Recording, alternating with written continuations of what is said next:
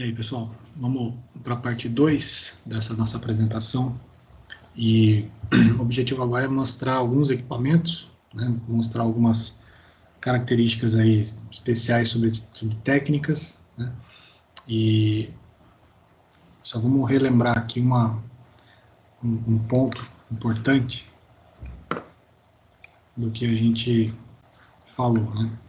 Eu tinha comentado, então, que a gente tinha 3 técnicas principais aí para controle de hemorragias, em APH e resgate. Dessas 3 técnicas, o que a gente tem é a pressão direta. Quando a pressão direta resolve, a gente faz enfaixamento compressivo. A gente tem torniquete, que geralmente é torniquete para membro. A gente tem torniquetes para áreas juncionais, são os torniquetes juncionais, mas não são tão comuns. E a gente tem o preenchimento ou empacotamento de lesão, que é feito com hemostático, com gás de metro ou com tecido limpo, nessa ordem, né, do que eu tiver disponível. Uma coisa que precisa ser considerada também é que todo preenchimento de lesão tem que ser sucedido de pressão direta, que pode ser manual ou por enfaixamento, né? Então, isso é uma coisa importante aí para a gente comentar. Vamos, então, fazer o seguinte. Eu vou mostrar alguns equipamentos e técnicas. Vou mudar de câmera.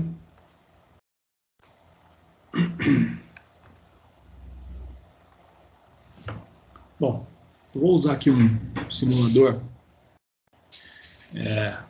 a seco, não vou usar sangue, tá?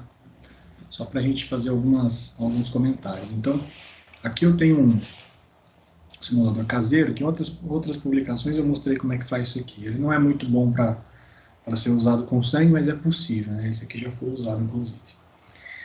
Aqui a gente tem uma representação, então, de um ferimento em que a profundidade é maior do que a dimensão de largura, então a gente chama isso de perfuração. Nesse caso aqui é um ferimento, uma perfuração, né, causada por um objeto não cortante, né, um ferimento pérfuro-lacerante, que tem aqui então um orifício só de entrada, então é um ferimento penetrante, tá, não é transfixante. Então essa é a primeira inspeção que a gente faz desse ferimento. Então um ferimento pérfuro-lacerante aqui, pérfuro-contuso, né, com um orifício de entrada. E o que a gente observa aqui nesse ferimento é a chamada cavidade permanente, né? Cavidade definitiva. Então a gente tem aqui uma cavidade. E dentro dessa cavidade existem vários tecidos e ali pode ter um vaso lesionado. E esse vaso lesionado é que está causando sangramento. Beleza. A primeira coisa que a gente faz ao identificar uma hemorragia massiva, imaginando que aqui está saindo muito sangue, é a pressão direta. Então, depende de onde é isso aqui, vamos imaginar que isso aqui seja no meio da coxa. Eu vou lá e faço pressão direta e aplico pressão vigorosa.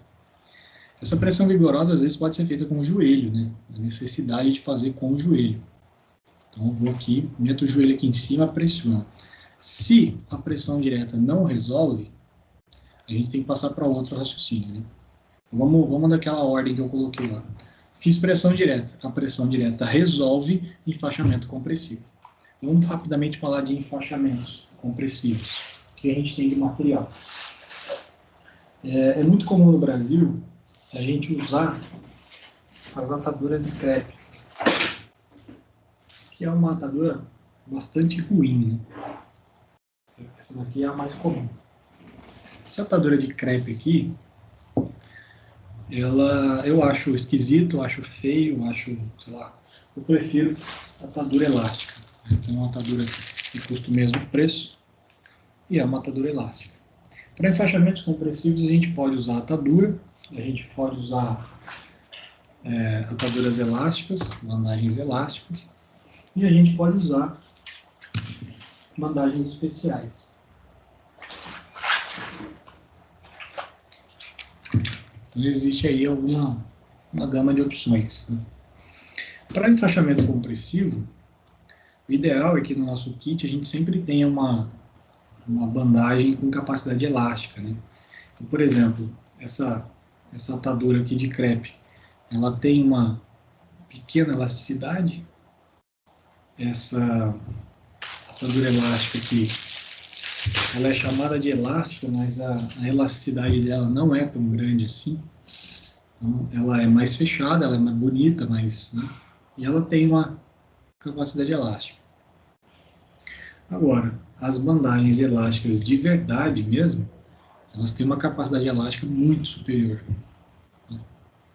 Então, essa atadura aqui, por exemplo, que é a esportiva, no Brasil ela é vendida como uma atadura esportiva, é reutilizável, a gente pode usar ela para controle de hemorragias e ela vira, inclusive, um torniquete se você apertar demais. Se você fizer isso aqui no membro, no limite da resistência elástica dela, a pressão passa da pressão arterial e vira um torniquete. A gente tem as bandagens especiais, no caso aqui a bandagem israelense. Eu não sei se a maioria já viu uma bandagem israelense. Ela tem algumas características aqui bem especiais em comparação com o que a gente está acostumado. No enfaixamento compressivo a gente tem uma característica e dicas, né, que são o seguinte. Eu fiz pressão direta, imagina um ferimento menor agora do que esse. Eu fiz pressão direta, a pressão direta resolve e a gente vai fazer enfaixamento compressivo. Esse enfaixamento compressivo, aqui no Brasil, a gente também é muito comum utilizar as compressas de gás hidrófilo. Então a gente pega, porque como essa atadura ela não tem um componente absorvedor e nem um componente estéreo, já que ela não é estéreo, a gente utiliza gás hidrófilo, abre, mete ela ali, pressão direta resolve, enfaixa por cima. E aí o enfaixamento em cima, a gente sempre utiliza o enfaixamento no sentido do desenrolar, né? E não ao contrário, porque aqui eu tenho uma menor tendência de soltar e perder, então a gente faz enfaixamento. Depois da primeira ou segunda volta, eu começo a tracionar e apertar, tracionar. E o objetivo aqui é que eu tenha, durante toda a circunferência do membro, uma pressão muito próxima, né, bem distribuída. Então eu vou tracionando de maneira a aplicar uma faixa de tensão ali em todo o trajeto aqui desse enfaixamento.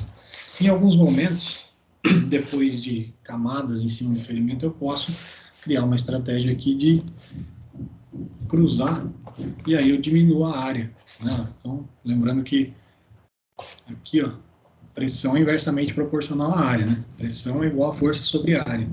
Quanto menor a área, maior a pressão. Então eu venho aqui, ó, e aumento a pressão em cima daquele ponto.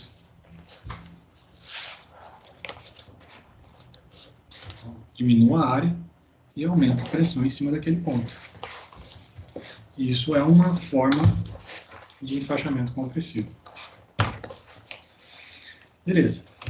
Fiz aqui o enfaixamento compressivo. No final a gente pode usar diversas técnicas de finalização aqui, inclusive aqui a maioria do APH faz, que é cortar, né, a extremidade dela, corta aqui em duas, dá um nó e faz uma amarração em torno. Ou mesmo colocar por baixo de uma das últimas voltas, né, também pode funcionar.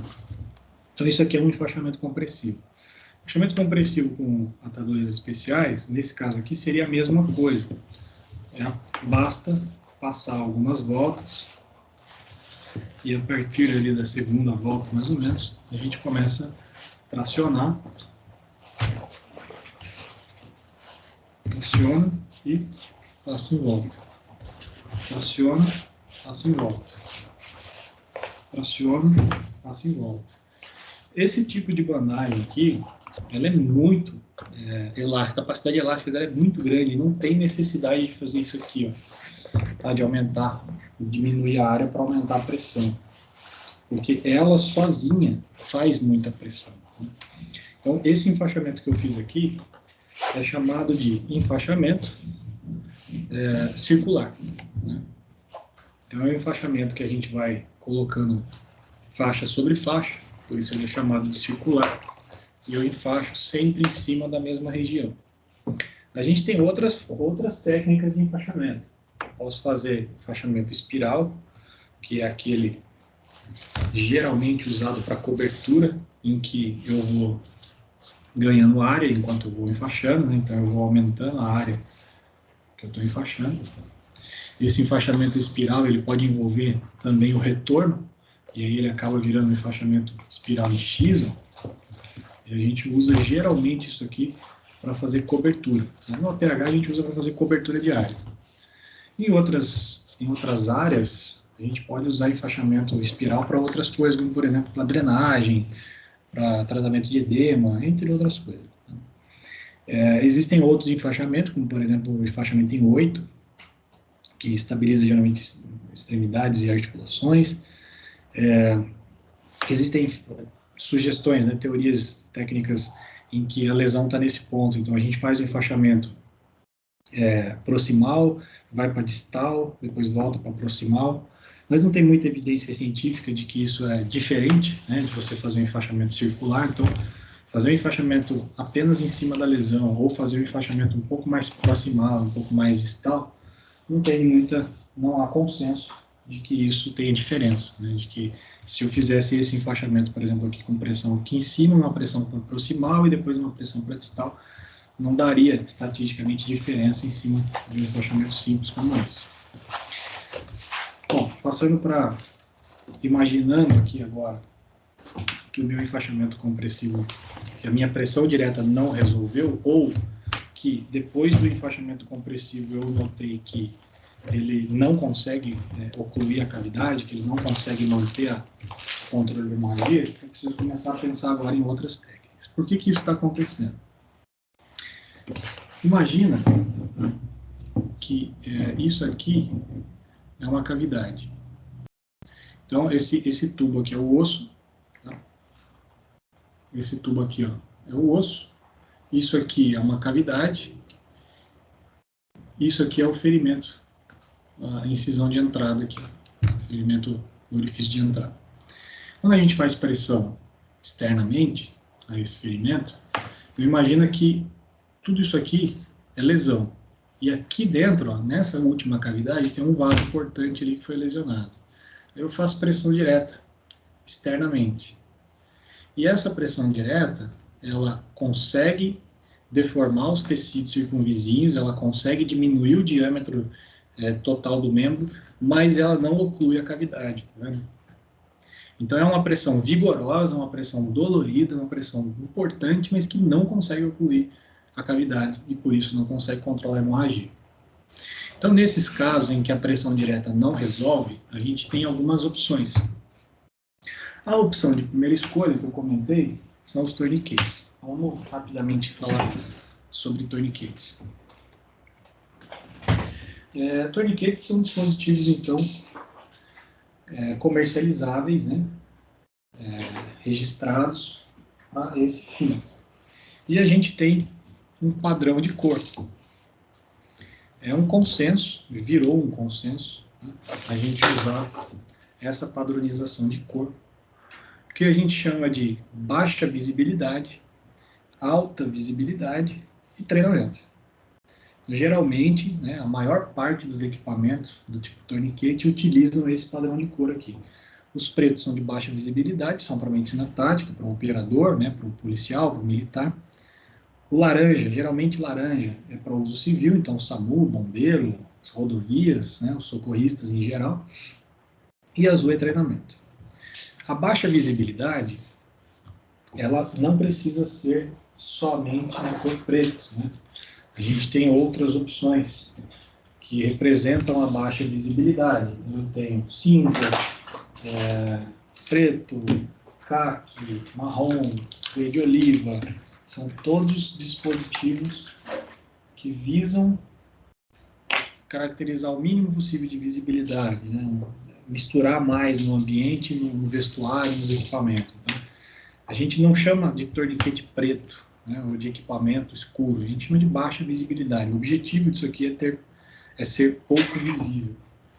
E isso em APH pode ser um problema, né, porque a gente quer enxergar as coisas. Então, quando eu chego, por exemplo, chega com uma vítima no hospital, O cara que está no hospital recebendo essa vítima, ele queria que ela tivesse com um torniquete desse, né? O cara bate o olho e enxerga de longe o torniquete. Então, por isso a alta visibilidade. Você bate o olho, você vai enxergar que tem aplicação de um torniquete. E por outro lado, a gente tem a cor azul. O padrão de cor azul, esse daqui é um torniquete imitação, o meu original não está aqui, mas é para dizer que na área tática, a gente meio que virou um consenso de utilizar o padrão de cor azul para representar aquilo que é de treino. Então, tudo que é de treinamento, a gente usa em consenso a cor azul. Então, assim, estou usando o equipamento lá, bati o olho, vi que ele utiliza uma cor azul, eu sei que aquilo ali é exclusivamente material de treinamento. Mas aí a gente entra numa questão importante aqui para falar sobre material de treinamento. Vou comparar aqui dois materiais. Esse material que eu estou mostrando agora é um torniquete brasileiro, o torniquete Desmond, é o TAPH, o torniquete de aplicação pré-hospitalar, lá de Joinville, e com registro da Anvisa, tá? Tudo legal. E aqui a gente tem duas versões. Tem uma versão caqui, coiote, né? E uma versão azul. Essa daqui é proposta para uso real e essa daqui é proposta para treinamento. Tá, mas qual que é a diferença dos dois? Nenhuma, exceto a cor. Tá? Então, mas por que então eu faço um torniquete azul? Se eu usar o torniquete azul, ele vai funcionar? Vai. Só que a diferença é que esse torniquete azul, ele foi proposto para que eu bato o olho nele e já sei que ele é destinado a treinamento. Então eu vou usar ele trocentas vezes. Eu vou aplicar em mim, vou aplicar em mim de novo, vou aplicar numa vítima e vou treinar com ele. Talvez seja interessante para vocês ouvirem o seguinte. Quando a gente fala na medicina tática ou na área tática de equipamento de treino, não significa que é um equipamento para o instrutor comprar e dar curso, tá? Seria mais ou menos assim, eu tenho a minha Glock, eu treino com a minha Glock, mas eu também treino empunhadura com a minha Glock fake. Né? Então, eu tenho dois equipamentos iguais, um de uso real e um de treinamento. A mesma coisa é o torniquete, eu tenho um de uso real e tenho um de treinamento igual. Por quê? Se eu tenho esse real no meu kit, eu tenho que treinar com esse, que é igual a esse. Se eu tenho um determinado equipamento, armamento no meu kit, eu tenho que treinar com um similar, né, de treinamento. Então, o objetivo disso aqui não é vender equipamento para instrutor, é vender para todo mundo. Se você tem um desse, você tem um para treinar. Tá? Essa é a primeira condição. O torniquete azul, então, é exatamente o mesmo torniquete, mas ele tem essa coloração para representar que eu vou usar ele diversas vezes. A partir do momento que eu aplico carga nesse equipamento, ele não tem mais certificação. Ele sofre algumas microlesões e essas microlesões não podem, eu não posso afirmar que ele vai conseguir ocluir um vaso, uma hemorragia aí quando ele for necessário de usar, né? Então o torniquete é de uso único, né? Além dele dele se contaminar com fluido, né? Se contaminar com sangue aqui. Então isso aqui é para uso único. Beleza, falei das cores, então vamos falar de equipamentos. O que a gente tem de material? A função, né, a forma de uso do torniquete é a seguinte.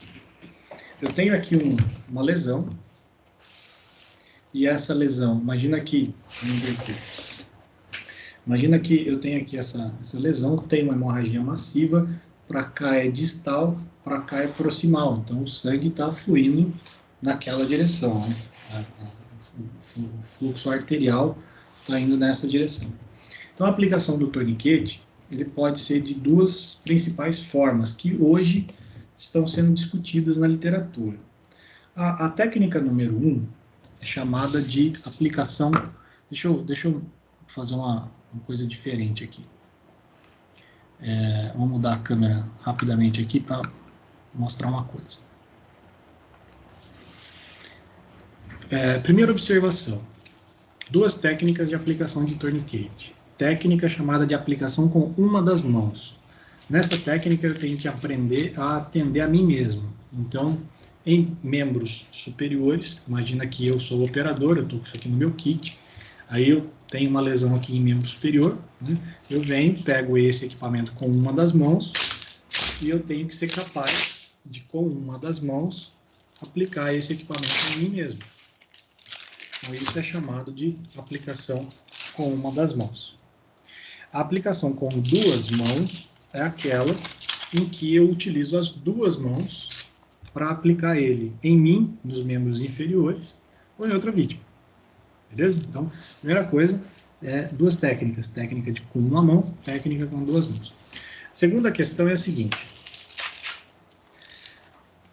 A diretriz, os materiais da iniciativa Stop the Bleed, do consenso de Hartford, sugerem que a gente utilize o torniquete numa técnica chamada de torniquete deliberado, em que a gente aplica o torniquete de 5 a 7 centímetros proximalmente à lesão.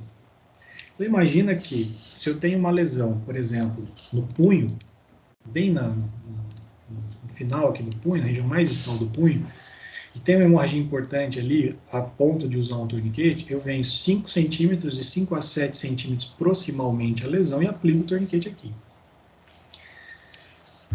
Qual é o problema dessa técnica?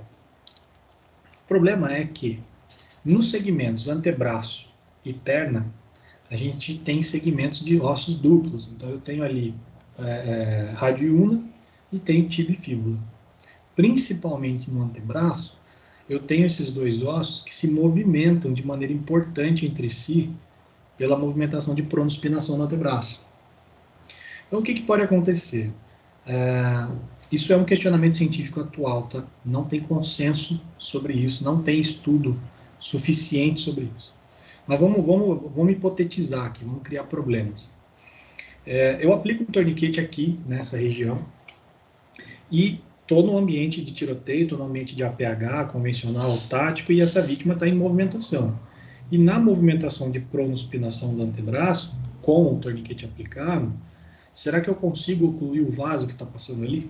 Será que dependendo da posição que a vítima fica ou que ela se movimente, será que ela não causa desoclusões de vaso e reoclusões de vaso o tempo inteiro? Então, será que eu consigo manter o controle da hemorragia nesse segmento? Mesma coisa na perna. Alguns ensaios mostraram que não tem muita diferença não, que funciona, né? Aplica o torniquete na perna e ele funciona igual se ele fosse aplicado na coxa. Mas ainda é um questionamento, não é um consenso. E também tem que levar em consideração o tamanho do membro, né? Tem pessoas que têm um antebraço pequeno demais, um diâmetro muito pequeno, e aí o torniquete talvez mude a sua configuração ali, a sua capacidade oclusiva. Então, a primeira técnica de aplicação de torniquete, chamada de torniquete deliberado, que você coloca 5 a 10 centímetros proximalmente à lesão. Tá? O que é proximalmente? Significa mais próximo da sua origem. Né? Então, quanto mais distante da origem do membro, mais distal, quanto mais próximo, mais proximal. Quando a gente usa a expressão proximalmente, significa em relação à lesão, mais próximo da origem daquele membro. Tá? Termo anatômico de localização. A outra técnica é chamada de torniquete emergencial, e ela é principalmente difundida no meio tático, por uma razão bastante simples. Assim. Na medicina tática, eu estou lá no meio do tiroteio, tomo um tiro, né, começo a ter uma hemorragia, eu estou em área quente, eu não tenho condições de tempo, eu não tenho condições de segurança, eu não tenho condições de tempo e não tenho condições de tempo para manter o meu nível de consciência nesse ambiente, para que eu vá lá e faça a exposição de área e investigue onde tem lesão. Então, a partir do momento que eu identifiquei que tem uma hemorragia importante em membro, eu aplico o torniquete o mais próximo possível da axila e o mais próximo possível da virilha, deixando espaço para mais um proximalmente. Tá? Então, essa é uma técnica que vem sendo difundida bastante na medicina tática e que hoje, em praticamente todas as referências, essa é a técnica que a gente utiliza. Tá? No TCCC, no TECC, no PHTLS, a gente utiliza a técnica chamada de alto e apertado também, né? High and Tag. Então, eu coloco o torniquete o mais próximo possível da axila, com espaço para mais um proximalmente, e o mais próximo da virilha, com espaço para mais um proximalmente. Vamos voltar para o simulador. Bem, na aplicação desse equipamento, o que a gente faz é, encontrei a lesão, né? Agora vamos imaginar que aqui seja virilha, tá? Então eu vou fazer uma técnica que pode ser entendida como deliberado ou como emergencial, né? No alto e apertado. Então a gente vem, esse torniquete, ele pode ser passado lá do pé e vir subindo. Quando chega na região de aplicação, vou colocar ele mais para cá. Quando chegou na região onde eu vou aplicar o torniquete tem que estar sempre transversalmente, né, ao membro, sempre bem horizontalizado em relação ao membro. Tomar cuidado com o bolso, então, às vezes na virilha, você vai pegar celular no bolso, vai pegar canivete, faca, caneta, objeto, e isso pode atrapalhar a função do equipamento, né? Então eu venho aqui e aperto esse torniquete, no que eu chamo nos meus trabalhos de aplicação inicial. Então essa aplicação é uma aplicação com força, é uma aplicação vigorosa, de modo que esse torniquete, fixado inicialmente no membro, eu não consigo colocar 3 dedos. Aqui, esse equipamento já está produzindo algo na ordem de 100 milímetros de mercúrio. Tá? Então ele já causa um efeito garrote, só com isso, com essa aplicação. Isso aqui já é o suficiente para a vítima sentir a mão esquisita e o pé esquisito. Tá? Como se fosse um garrote de uso que a enfermagem usa lá para colher sangue. Tá? A gente tem aqui uma base, essa base é onde faz pressão, e eu tenho uma haste de torção. Essa haste está presa numa fita, que eu chamo de fita interna. Essa fita interna ela passa pela extensão aqui do torniquete. No modelo CAT, ela passa por toda a extensão do torniquete. Né? Esse aqui, lembrando, é um torniquete Desmodus brasileiro, né, que eu estou usando aqui como representação. Dá para ver aqui a identificação, né, TAPH. Bem, a partir da aplicação inicial, o que a gente vai fazer é pegar agora a haste de torção e rodar essa haste, torcer essa haste até parar o sangramento ou até sumir o pulso distal. Geralmente 2 voltas e meia aqui resolve o meu problema. Né? Então eu vou rodar até parar o sangramento ou sumir o pulso distal.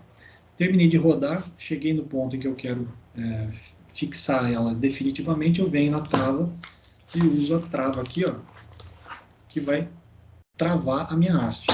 No caso do Desmodus, ele foi projetado para travar mesmo. Tá? Veja que ele faz barulho, ele faz um cleque ali. Então aqui o torniquete está travado. Tá? Nesse momento é para não ter mais hemorragia. O chicote que sobrou aqui, a extremidade que sobrou, eu passo por dentro da trava e continuo. E eu posso, por exemplo, voltar ele, passa por dentro. Então aqui está o meu torniquete instalado. Todos os torniquetes comerciais, eles possuem uma tag de anotação de tempo. Então a gente aplica o torniquete, vem aqui na tag de hora, no caso do Desmodus está escrito hora, nos outros está escrito time, e marca a hora de aplicação. Tá? Uma outra coisa que internacionalmente é comum de se falar é a aplicação da letra T, né, na testa da vítima que recebe torniquete. Então, vai lá com o marcador, anotei o horário, marca o T na testa, é uma identificação de que foi aplicado o torniquete nessa vítima. Beleza? Então essa é a técnica aqui de aplicação de torniquete. Se apliquei o primeiro torniquete, a hemorragia não foi suficiente para ocluir, eu venho e aplico mais um torniquete proximamente ao primeiro. Por essa razão eu deixei espaço, né? Deixei espaço aqui para a aplicação de mais um torniquete. Vou mostrar aqui alguns materiais, então, alguns produtos nacionais e internacionais de torniquete. A gente já está com 40 minutos aqui dessa apresentação. Então, vamos começar aqui pelo TAPH, pelo torniquete Desmodus, ou Desmodus, a torniquete de aplicação pré-hospitalar. Aqui, a gente soltei, então ele fica acondicionado dessa forma. Aqui o Desmodus. E aqui o meu coiote. Beleza. O torniquete mais comum, mais conhecido, é o torniquete CAT, ou CAT, né? Um torniquete de aplicação de combate. Ele é um torniquete extremamente funcional. Dos projetos, ele é o mais simples e mais funcional de todos, né? Então, ele tem aqui um tirante externo, por dentro passa aqui esse tirante interno. Esse tirante interno está preso nessa haste, conforme você roda a haste, ele traciona internamente aqui, e é o mesmo princípio de aplicação, né? Então, você vem aqui,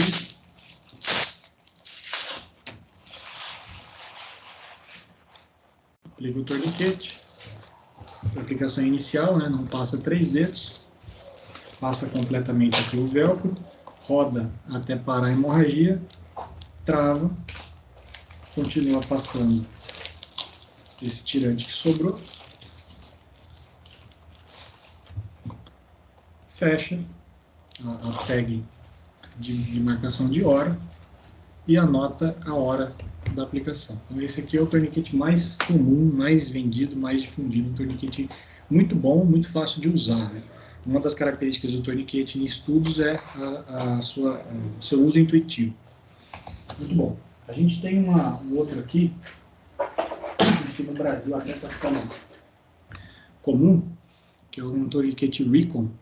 Esse torniquete aqui, ele está tomando um processo de plágio do CAT, né?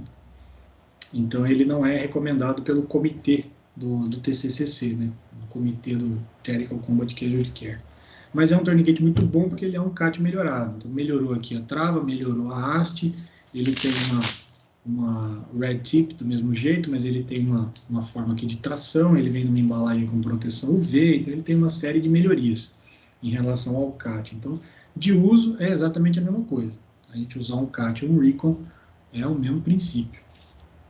A gente tem um SAM, a SAM Medical, criou o torniquete XT. Esse torniquete aqui, ele também parece um CAT melhorado, mas ele é bem mais robusto, ele é mais pesado, ele ocupa mais espaço, porque ele tem um sistema de catraca, um sistema de trava aqui, ó, definitivo, um pouco diferente. Então, de uso é a mesma coisa, a gente vai lá, posiciona o torniquete, só que nesse posicionamento, conforme eu vou posicionando, na hora que eu vou fazer o travamento inicial, conforme eu aplico carga, esse sistema aqui de trava, você vai ouvir um barulho aqui, ó. No simulador ele não está travando. Tá? Aí ele trava, né? Ele fez um barulho ali de trava. Essa é a pressão inicial. E aí, faz aquele mesmo princípio. Passei, pega a haste, roda até parar a hemorragia, trava aqui dentro. Bem difícil trabalhar com o simulador que fica mexendo, né? Passa lá por dentro, mesma coisa. E aí, faz a marcação de hora. Então, o torniquete da SAM, a grande diferença que ele tem é esse sistema de trava que aumenta essa pressão exercida aqui na passagem inicial. A gente tem também um torniquete bastante comum, que é um dos mais antigos. O mais antigo é o CAT, que já está na 7ª geração. A gente tem o torniquete SOF, que é o Special Operations Forces Technical Tourniquet, SOFT, né? Esse equipamento aqui na minha mão é de 4ª geração, a gente está na 5ª geração agora aqui, e é um equipamento bastante portátil. A grande vantagem desse equipamento é a portabilidade dele, só que ele é um dispositivo bem mais difícil de usar, tá? Ele é mais difícil porque ele não tem velcro, então ele é só tirante de fita, parece cordura, fita de mochila, e o problema dele é que ele é um pouco mais complexo. Então, quando a gente vai aplicar, por exemplo, em autoaplicação, eu tenho que usar, às vezes, o próprio ambiente para apoiar em alguma coisa, para parar ele no lugar. Então, você vem aqui, coloca ele na posição de uso, né, puxa o tirante, faz o travamento inicial daquele mesmo esquema que eu comentei de pressão, fazendo uma pressão ali relativamente vigorosa. Esse torniquete ele é problemático porque esse tirante aqui, se ele estiver solto, você roda, ele não vai conseguir controlar, né? Ele não vai fazer oclusão. Então a gente sempre faz duplo ajuste, eu puxo aqui e puxo aqui. E aí roda, roda, roda, roda até parar o sangramento. Eu não estou rodando os torniquetes para não aplicar carga, embora nesse aqui eu acabei aplicando um pouco, né? Vem aqui, usa essa trava inicial, que foi criada na 4ª geração, e na trava final, que é o triângulo, e aí o torniquete fica preso aqui dessa forma. Esse torniquete ele tem uma tag time aqui, uma marcação de hora também na extremidade dele. É um torniquete bastante difundido também, mas ele é um pouco mais difícil de usar. A gente tem um torniquete que no Brasil não é tão conhecido, que é o torniquete SWAT. Esse torniquete aqui, ele é uma faixa elástica, para quem já viu Teraband, né, parece uma Teraband. É o Stretch and Wrap and Tuck, SWAT Tourniquet. E ele tem uma estampa, que vocês estão vendo aqui, ó, que existem retângulos, que quando eu traciono viram quadrados, e tem elipses, que quando eu traciono viram círculos. Então eu sei que a pressão está boa, que a minha tração está boa, quando essa elipse aqui, ó, virar um círculo. Então nesse ponto aqui de carga, tá bom. Então é só fazer enfaixamento compressivo com ele. A gente vai lá e enfaixa, tá? Faz um enfaixamento. E depois, na última volta, passa por baixo. Então essa é a aplicação aqui desse torniquete. Esses são os torniquetes mais famosos e mais importantes para a gente comentar. Tá? Com relação a custo, a gente tem aqui uma proximidade de valores aí entre 300 e 350 reais os equipamentos com registro Anvisa, né? E aqui no Desmodus a gente tem aí na ordem de 250 reais com registro Anvisa. Então é uma versão brasileira com um custo menor e é tão bom quanto, né? Tem a mesma eficiência dos outros equipamentos e, na verdade, esse equipamento Desmodus aqui, ele é tem um termo técnico que eu não vou lembrar agora, mas ele é uma melhoria de vários equipamentos. Então ele se baseou em características do CAT, do SOFT, e pegou o que tinha de bom em cada um, associou e modificou algumas coisas como melhoria. Então ficou um torniquete aí melhorado, né? Aproveitando coisas de várias outras. O próximo ponto que a gente tem que comentar agora é com relação ao preenchimento de lesão. Então, só soltar o som que eu acabei precisando fazer carga. Essa haste solta aqui embaixo.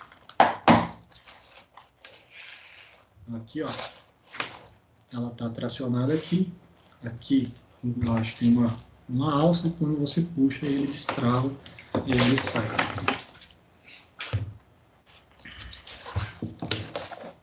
De torniquete também vale a pena lembrar de outra coisa, né?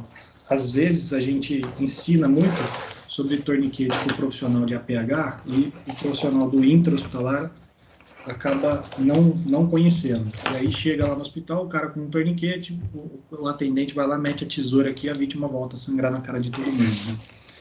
Então acho que todo mundo tem que entender o fundamento disso aqui. E o outro ponto a ser comentado, que eu fiz no primeiro vídeo, é com relação à logística e para entender por que policiais e militares hoje no Brasil entendem mais de torniquete do que o socorrista. E eu comentei que isso acontece porque é mais fácil você implantar torniquete numa unidade policial, onde você coloca um torniquete por operador, do que você implantar num bombeiro que vai usar um monte de torniquete, né? Então, em termos de custo e de volume de material, tem uma diferença importante. Então agora, vamos pensar no preenchimento de lesão. Eu fiz pressão direta e a pressão direta não resolve. A primeira escolha é torniquete. Se eu não tenho um torniquete, se eu apliquei o torniquete e ele não resolveu, ou se essa lesão fica numa área de não aplicação de torniquete, por exemplo, axila, pescoço, virilha, que são as áreas juncionais, não tem como aplicar torniquetes, só me resta agora a técnica de preenchimento de lesão. O que representa esse preenchimento de lesão? Lembrando daquele orifício que está aqui, né, que eu mostrei que eu faço pressão externamente, a pressão externamente não oclui a cavidade continua sangrando, né?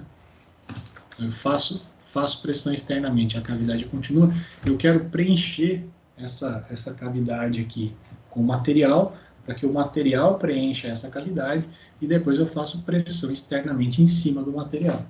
Então, o que eu quero produzir aqui é o seguinte: eu quero introduzir material nessa cavidade, de modo que o material lá dentro, associado à pressão externa, consiga ocluir a lesão e o vaso que está sangrando. Então, isso é o objetivo aqui do preenchimento de lesão. Como é que a gente vai fazer esse preenchimento? Eu vou usar aqui uma atadura elástica da Branca em formato de rolo.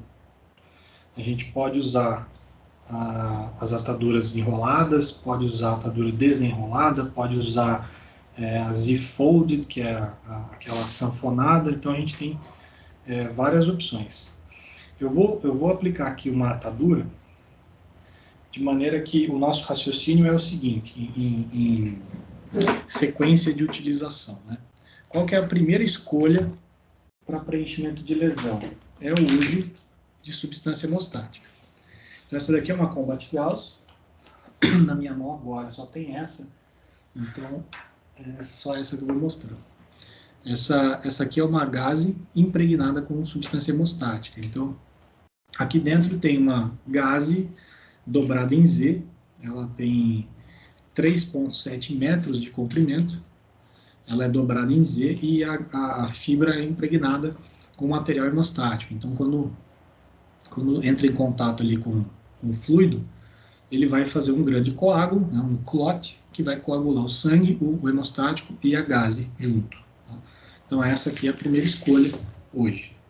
A segunda escolha seria a utilização de materiais estéreis não hemostáticos.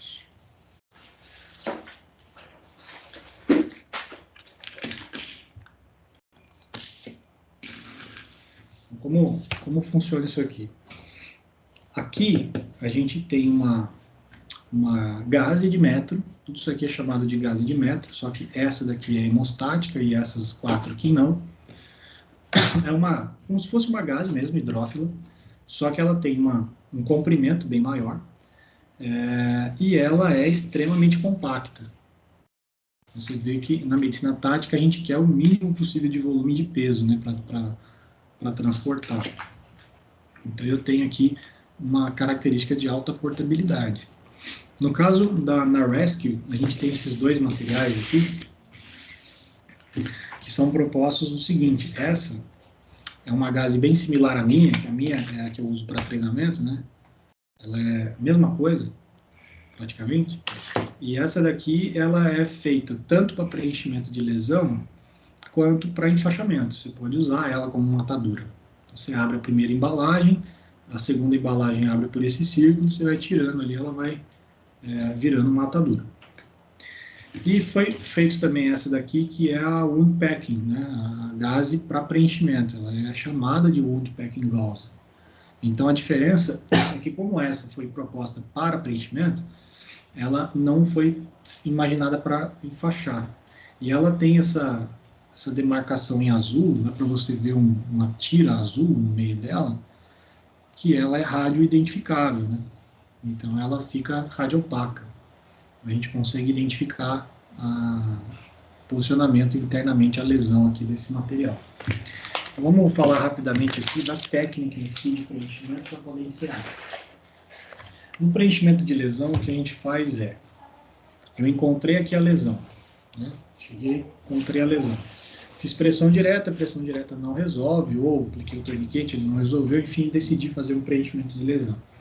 Para preenchimento de lesão, o que eu vou precisar é fazer uma varredura no ferimento. Então, a gente palpa o ferimento, limpa o ferimento, às vezes pega gaze para retirar conteúdo. Então, eu venho aqui e seco a lesão, retiro quantidade de sangue para eu poder fazer inspeção e palpação. Nesse meu exemplo aqui, quando eu faço a introdução, eu estou sentindo aqui o osso e o vaso. Então, o meu dedo está indo naquela direção, né?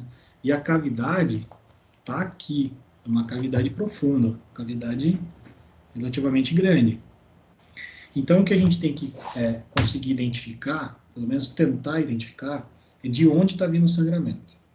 Por que isso é um passo importante? Porque imagina que lá dentro, por alguma razão, criou uma cavidade com desvio, ou uma cavidade um pouco maior do que a de entrada, e se a gente faz o preenchimento incorretamente, eu vou gastar um material importante, de forma que, em custo, esse aqui custa algo na ordem de 360 a 400 reais cada, e esse custa na ordem de 50 a 60 reais cada. Então, imagina gastar 400 reais de material, aplicando incorretamente, e ele não ocluir, né? Ele não conseguir controlar a hemorragia. E aí, no caso, eu teria que tirar e fazer outro. Então, eu tento identificar de onde está saindo o sangramento para que eu possa preencher o material na direção da cavidade que eu quero ocluir. Então, eu cheguei aqui, fiz a limpeza, inspeção, palpação, encontrei a cavidade, estou sentindo o sangramento na ponta do meu dedo, sei para que direção e sentido aqui eu tenho que preencher. Então, eu sei que eu tenho que vir para cá e para cá, né? Então eu sei a direção e sentido onde eu vou fazer o preenchimento. Aí eu venho aqui com o meu material, tentando não perder a pressão que eu estou fazendo. Eu venho com o material que eu vou usar para oclusão. Deixa eu pegar um material novo. Não usar, é mais difícil fazer isso aqui. Peraí, vou pegar outro material.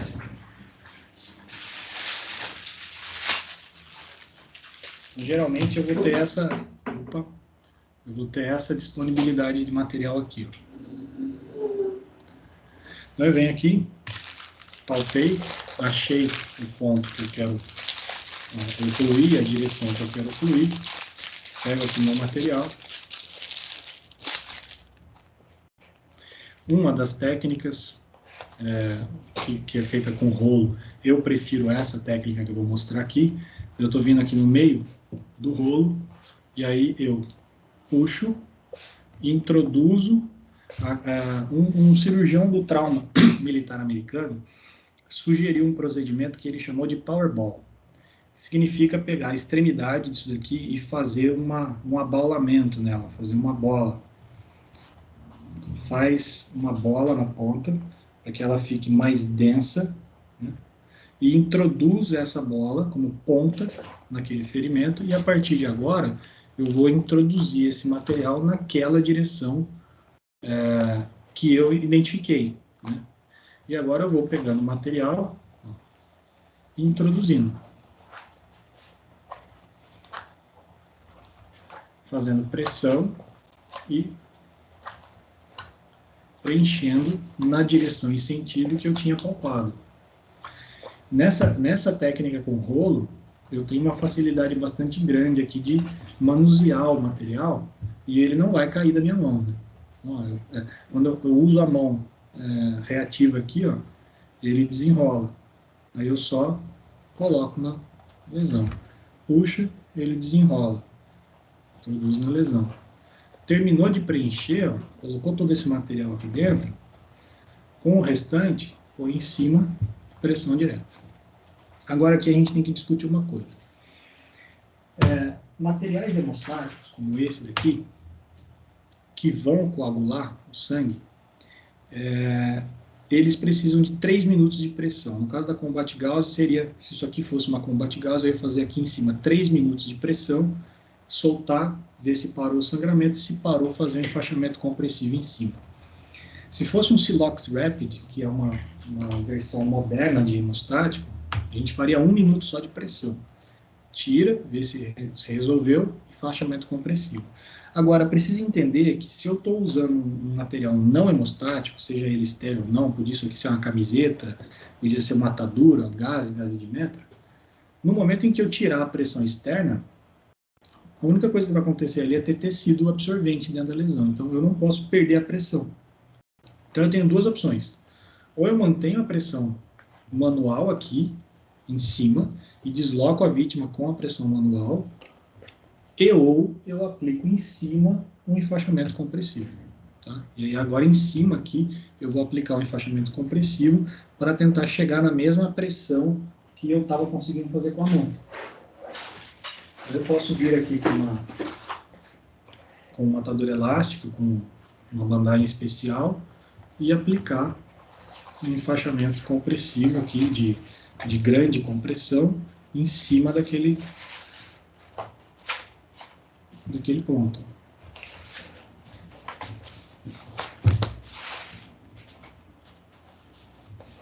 E isso é o preenchimento de lesão, né? Enfaixa, faz pressão em cima desse ponto, com o objetivo de efluir o osso.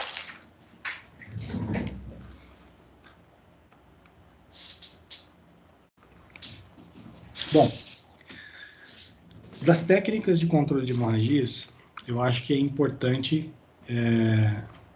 ter em mente esses pontos que eu coloquei para vocês aqui.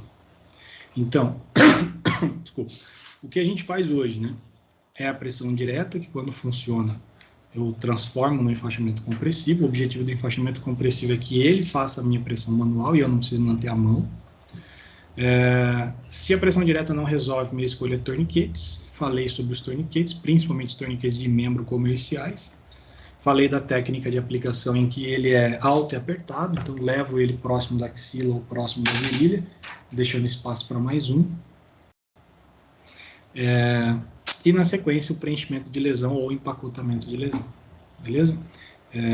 Não esquecendo aqui que a cavidade precisa ser totalmente preenchida.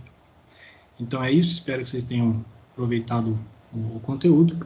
Qualquer dúvida, manda nos comentários, nas mensagens, e me encaminha para a gente poder discutir. Obrigado aí pela participação de vocês. Valeu.